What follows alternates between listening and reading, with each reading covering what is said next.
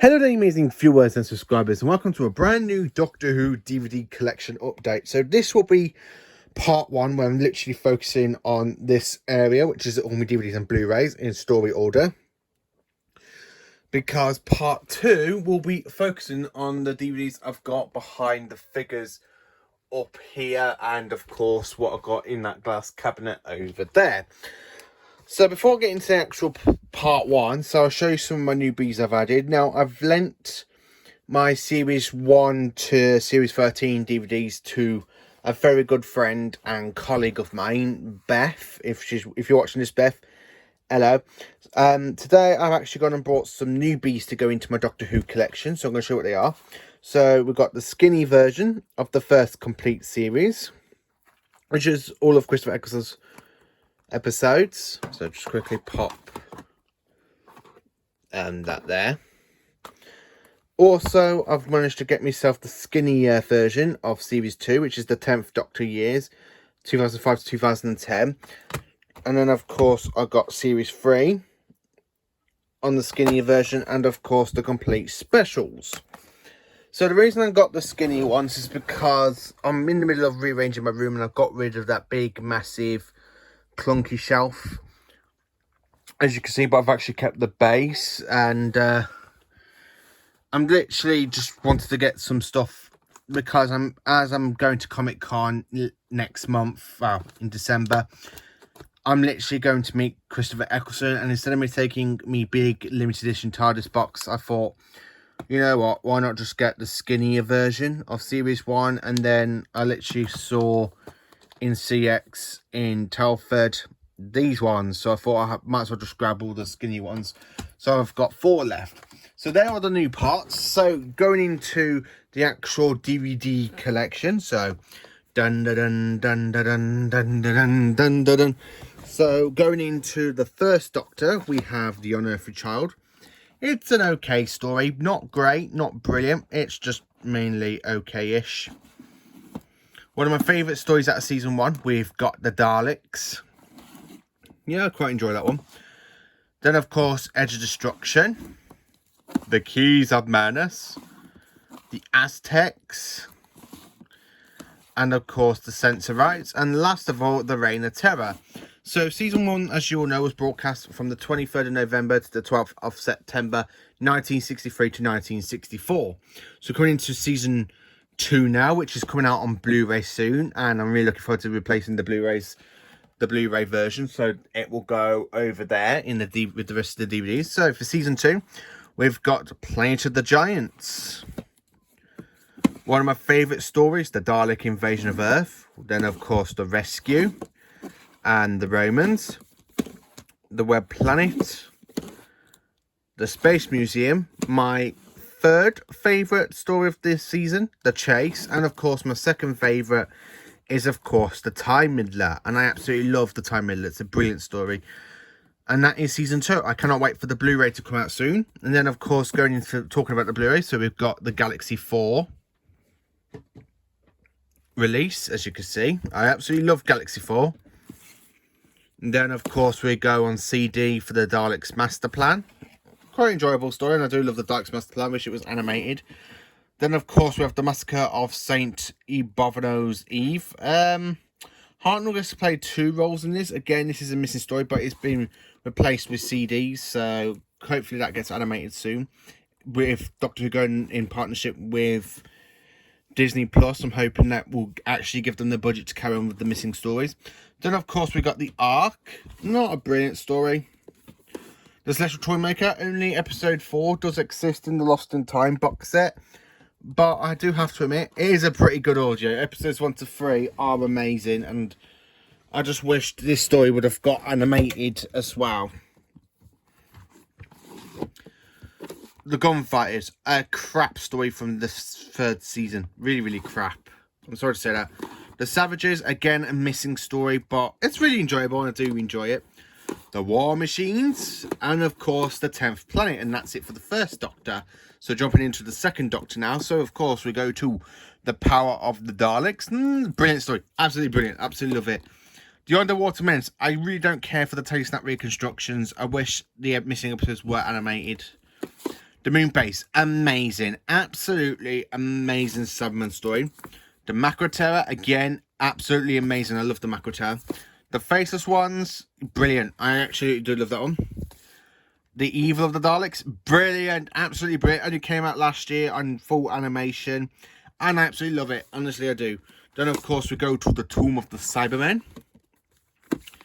Another little perfect animation, the Abominable Snowman. Such a shame that the animations have stopped, but this is the last story in the animation range.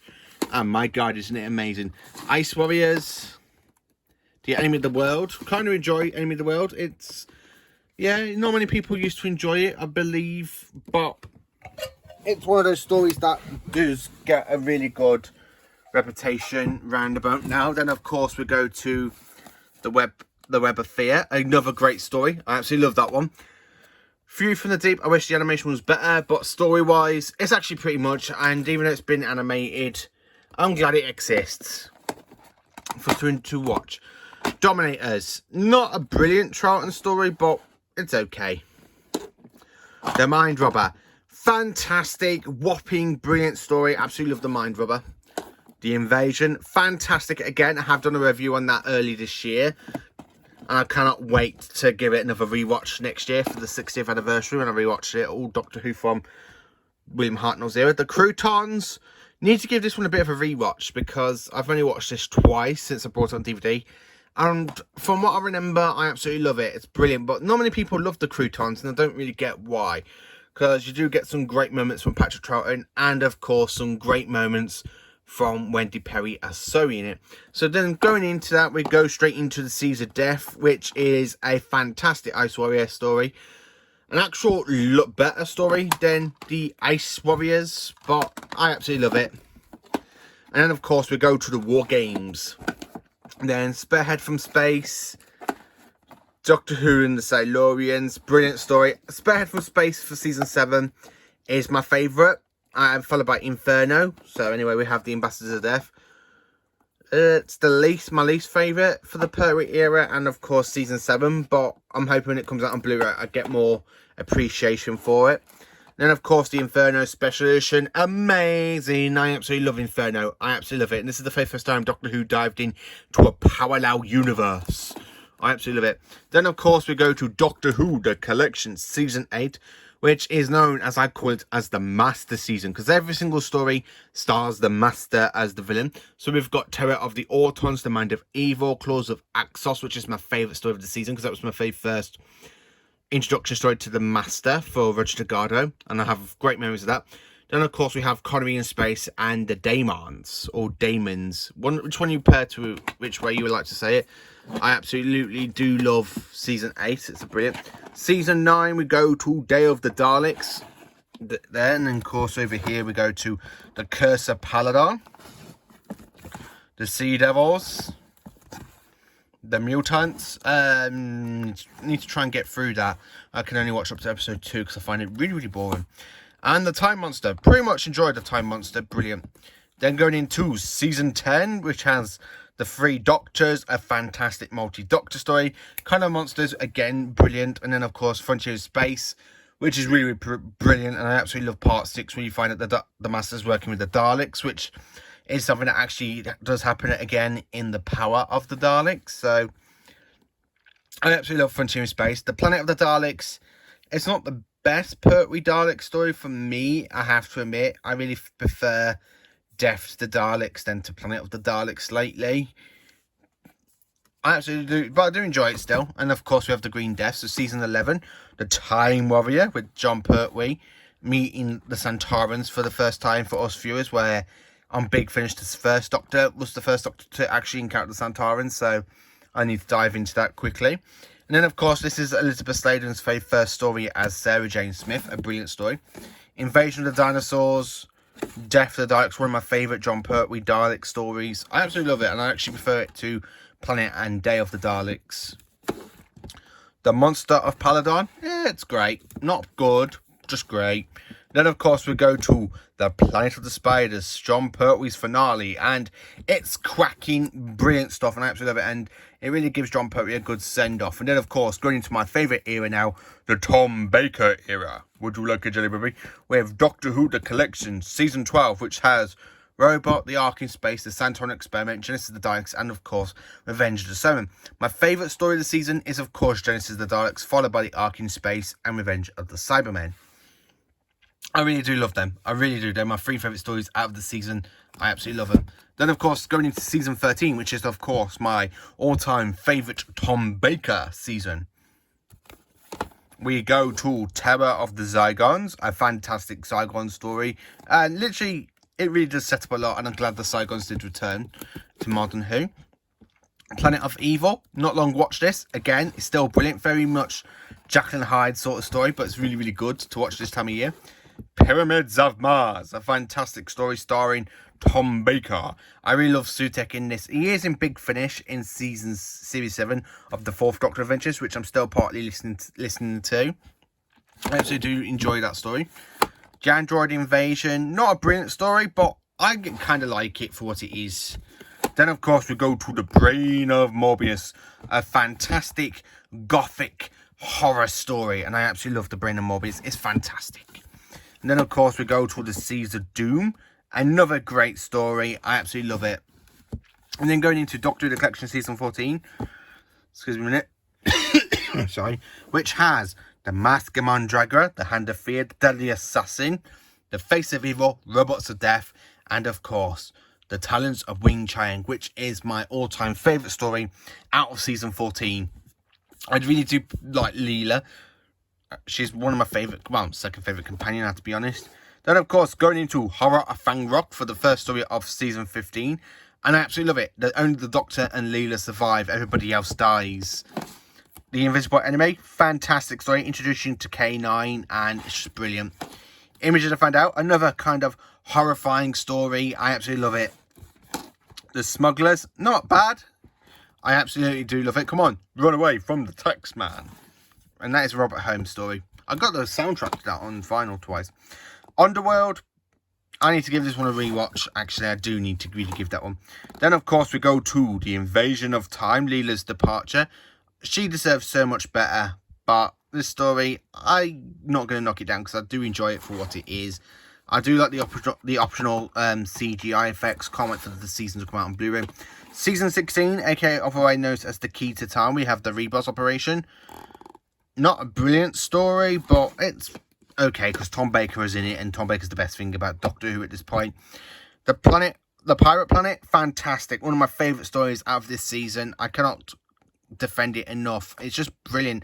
Brilliant, brilliant, brilliant. And it was actually written, believe it or not, by Douglas Adams, who wrote 2 other great stories in the following season. Then, of course, we go to The Stones of Blood. Another good story. I really do enjoy that one. I absolutely love that one. I need to give it a rewatch at some point. The Androids of Tara, quite enjoyable. I do like it. Power of Kroll. Now, I am really, really sorry to you, another sci-fi guy, because I really do enjoy this story. I get what you don't like about it, but I don't know what it is. I just really enjoy the story a lot more than... I know you don't like it. You consider this to be the weakest story for Tom Baker, but I absolutely enjoyed it. I really do, and I cannot wait for it to come out on Blu-ray. I really love Power of Kroll. It's a brilliant story.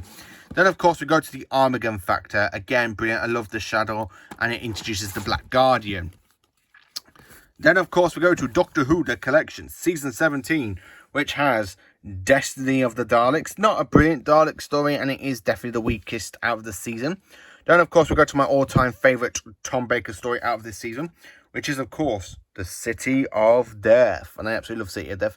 Then, of course, we go to the Creature from the Pit. Again, another good one. Then, The Nightmare of Eden. And, of course, The Haunts of Nymon. And I cannot admit how brilliant Sharda is. Because Sharda is the bomb for this season, which is why I absolutely love Season 17.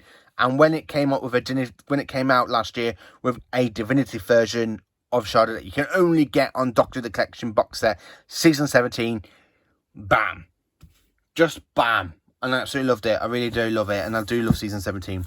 Season 18 now, so we go to Tom Baker's final season, and as you can see, yes, thank you to the collection box sets, because it means I can actually fit an entire whole Tom Baker era all on one shelf, because when I put the DVDs all together on this earlier to see if I could do it properly with the DVD collection, the DVDs went all the way down to the bottom shelf, just up to there.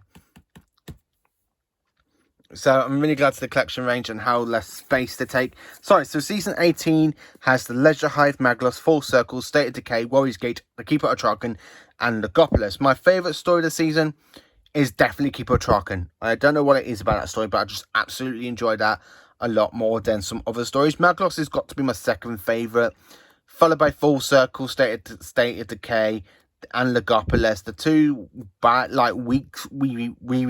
weak stories is definitely the Leisure Hive and Warriors Gate of the season. Season 19 coming into Peter Davison's run now. So season 19 we have Castrovalva, Fall to Doomsday, Kinder, The Visitation, Black Orchid, Earthshock, and Time Flight. The best story of this season, Earthshock. 100% is Earthshock. The weak story of this is definitely Kinder. I really don't like Kinder, but I do like Snake Dance. It's very, very weird for the Mara stuff. Season 20, we go to Arc of Infinity. Omega's back after the 3 Doctors. It's not a brilliant one. I prefer the 3 Doctors for Omega. Snake Dance, absolutely amazing and epic. And as you can see, yes, it does have Doc Martin in it, and it's a very young version of him. And what can I say about it? It's really, really brilliant. Peter Davison gives a great performance. I do love the Mara in this a lot better than the Kinder. The Black Guardian trilogy now for season 20. So we have Maureen Undead, which is the return of Brigadier Alexander Gordon Lethbridge Stewart. And it's pretty much okay. I do enjoy it for what it is. Terminus, the best story out of the season 20. I absolutely do enjoy that one, but not as best as the later one you're going to find out, which is one I'll do first. Enlightenment. Again, this one, it's kind of okay. I do like it, and the fact that we kind of have a good, a proper, movie version for this story, it's brilliant. Then coming down to the final shelf, we go to the King's Demons. Again, this one, not a bad story. I do like the Master in this. I wish it was more than just 2 parts. My favourite story at season 20, The 5 Doctors. I absolutely love The 5 Doctors. It is amazing. Season 21, so we go to Warriors of the Deep. Not many people love this one, but I have to admit, I have a bit of a soft spot for it. The Awakening, amazing. I do like that one. Frontios, brilliant. Absolutely brilliant. 10 out of 10. Resurrection of the Daleks after the 5 Doctors, Earthshock. This is definitely one of the top 5 Peter Davison stories. And of course, The Visitation. I do love The Visitation more than this one. But this story brings us Terry Malloy as Davros, and it's a fantastic performance. Then, of course, we go to Planet of Fire, which is Peter Davison's last story with the Master, played by Anthony Ainley. I really do like Anthony Ainley and Peter Davison together in Castrovalva, Time Flight, King's Demons, 5 Doctors. This is the best story for Anthony Ainley and Peter Davison's Doctor and Master. The Caves of Androsonic, my all-time favourite Peter Davison story, my favourite regeneration story. It's absolutely brilliant, and the Doctor gives his own life to save Perry. Then, of course, we go to the Twin Dilemma. Crap. It's crap. I'm not saying anything more than that. I really don't like that story. Season 22, my favourite Colin Baker season, and it's brilliant. I don't know why it was cancelled during halfway through the production, saying it was going to be put onto an 18-month hiatus, and then we've got Trial of a Time Lord. But this season, I really like the dark elements in it. It's really brilliant, and it does scream Doctor Who at its best, because we have Attack of the Cybermen, we have Adventures on Varos, which is another cracking story. Then, of course, Mark D. Ronnie's brilliant, The 2 Doctors brilliant, Time Lash, not so much, but I do like the new visual effects for it, and it really books up that story a lot more, in my opinion. And Revelation of the Daleks. Again, just such fantastic stories, and I do love season 22. Season 23, Trial of a Time Lord. not the best. It's definitely the weakest Colleen Baker season since we watched season 22 early this year because of it just coming out on Blu-ray. Yeah. Season 24. Absolutely love this season. Got so much more appreciation for it. Stories in this is Tom and Ronnie, Paradise Towers, Downton Bowman, and of course, Dragonfire. Paradise Towers is definitely the strongest story of the season. It's just brilliant. I absolutely love Paradise Towers. Season 25, my favourite McCoy season. I'm not really supposed to say that, but you will find out where it is in my Doctor Who weekly series I'm doing of ranking each series. So, of course, we go to Remembrance of the Daleks, The Happiness Patrol, Silver Nemesis, The Greatest Show in the Galaxy, not brilliant. Season 26, the last season of classic Doctor Who, and it contains Battlefield, Ghosts at the Curse of Fenrix, and Survival. The best story of this season is definitely Curse of Fenrix. I really love that story, and I really love Ghostlight and Survival. I do enjoy Battlefield for what it is. I just wish it had better like a whole better soundtrack. Then, of course, going into Paul McGann's territory now with Doctor Who the movie. Yeah, not a bad movie. I do enjoy this one for what it is, and I just absolutely enjoy it. Going into Modern Who now, so we have Series 1. And it's one of my favourites for Modern Who. Series 2, you know how I feel about the whole lovey-dovey stuff between Ten and Rose, and yeah, I'm not going to say more than that. I really think this is the worst season for David Tennant's 10th Doctor. Quite like to see him back as the 14th Doctor. Series 3, my second favourite Tennant series. I do enjoy it. I like the Master Trilogy. I do like the Family of Blood 2-parter episodes. Yeah, I just really enjoy that one. My favourite Tennant series is, of course, Series 4. The best series for David Tennant's Doctor, because it's got Catherine Tate, Donna Noble, and the two are really fantastic together. Plus, it has the return of Davros and the Santarans in one season. It's just brilliant. Absolutely love it. Their complete specials. My favourite special out of this is, of course, The Waters of Mars. It's my all-time favourite Tennant episode as the 10th Doctor. Then, of course, jumping into Series 5 from Matt Smith. Fantastic series. I really love Series 5. This is where I feel Doctor Who is really, really good for the Moffat era. It's brilliant. I absolutely love all the episodes in this. There is a few episodes I kind of issues with, like the whole redesign of the Silurians after Classic Who, but I enjoy it for what it is, and it is brilliant. Series 6, my least favourite Matt Smith series, and I'm sorry to say this to Thomas Stevens. I just don't really enjoy this series as much people do, and I really am sorry to say that to anybody that loves Series 6. It's just, I don't know what it is. The first half of the series is amazing. I cannot rank it by, and I cannot put it any higher for the Matt Smith era, because the first part is amazing. The second part, Series 6 Part 2, is where it kind of goes downhill massively, and it really does go downhill massively. But I do enjoy it for the River Song story arc.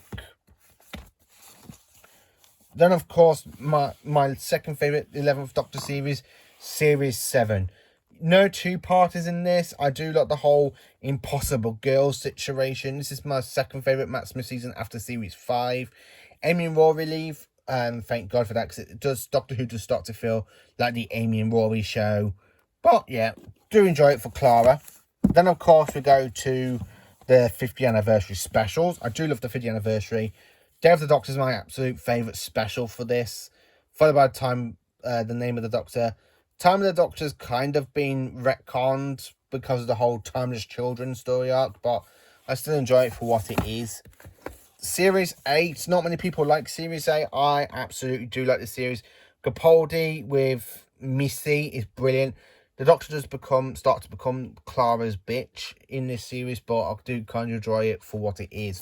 There's some great episodes in there, like the Mummy on the Orient Express. I do love that line when the Doctor goes up to the mum and says, "I'm the Doctor and I will be your victim this evening." Series 9, my least favourite Capaldi series. My absolute least favourite Capaldi series.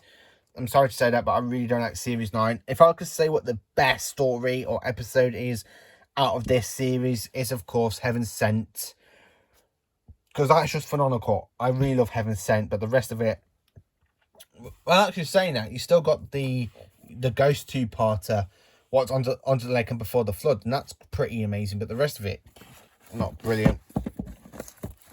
Series 10, I consider to be the best Capaldi series. The Doctor, Bill, Nardole, I absolutely love the whole lot of the series. I even do enjoy the Monk trilogy for what it is. I absolutely do enjoy it. My second favourite regeneration from Modern Who, Twice Upon a Time. Yeah, I absolutely love it. I love the fact we've got Dave, the first Doctor, back in this story. A really great way to introduce Modern Who to the first Doctor, to make him go back and rewatch his era. The way it literally ties into the 10th planet as well is just amazing. Moffat did really, really good there. So literally from Moffat's era, which is from Series 5 to Twice Upon a Time, I have to say the two strongest series for him is definitely Series 5 and of course definitely Series 10. So going into Jodie Whittaker era now, we have the complete Series 11. A very, very mixed bag. Not many people enjoy this season. I have to admit, I do enjoy it for what it is. It's got some good elements in there. I really wish it had some better moments for Ryan and Yaz and Graham to make them better companions, but Jodie's Doctor really gets really, really well in The Woman Who Fell to Earth, and then I really think she loses a bit of potential, but still pretty much enjoyable. Series 12, again, this one, it's a lot better than Series 11. A really lot better than Series 11. The Cybermen I've written so much better in this. I believe that this is the best story for the Cybermen since Series 2. After admitting I do hate Series 2 because of the whole... Sorry. Because of the whole lovey-dovey stuff. But I really do like what they did for the Cybermen and the Master. A great two-parter for the Master. I do love Spyfall Parts 1 and 2. I do love the Cybermen episode. I love the fact we got the return of Captain Jack in this and Fugitive. I love the fact we have the Fugitive Doctor introduction, but again, just trying to place that into the Doctor's time stream before William Hartnell's Doctor. So I'm really looking forward to her Big Finish audios coming out soon. Revelation of the Daleks, brilliant, absolutely brilliant. John Bowman's back as Captain Jack. We have a little bit of a Dalek Civil War. So many callbacks to Remembrance of the Daleks, and I really do enjoy it. One of my favourite Jodie specials. Series 13, Flux. What can I say about this series? Amazing. I absolutely love this one. This is my favourite Jodie series. Now, there is a reason why I'm saying that before I get so much hate for this series, because even though we just finished it with Power of the Doctor, and of course we have Eve of the Daleks and Legend of the Sea Devils and the Power of the Doctor in Series 13, I have to admit this is absolutely my favourite Jodie Whittaker series, because one, it brings back so many classic monsters like the Santorans, and it does the Santorans justice. I never liked the way how the Santorans were portrayed in Series 4 with the whole blue war outfits, but to have the Santorans back in their classic style, fantastic stuff, and I really do enjoy Flux for what it is. I do like Dan as a companion. Dan has got to be one of the best parts of Series 13, even though Power of the Doctor does let him down a bit. The episode that not many people like, but I have to admit I enjoy it for what it is of course Legend of the Sea Devils, because it brings back the return of the Sea Devils, and I have been waiting very, very, very long years for the return of the Sea Devils, since the Silurians returned in Series 5 and back in 2010. And I've been waiting so long for the Sea Devils to return, and we've finally got them back, which is why I really love this Legend of the Sea Devils. So that is my Doctor Who DVD and Blu-ray collection part 1, with all of the Blu-rays and DVDs together. So thank you for watching, and stay tuned for part 2 coming out soon, hopefully on Monday.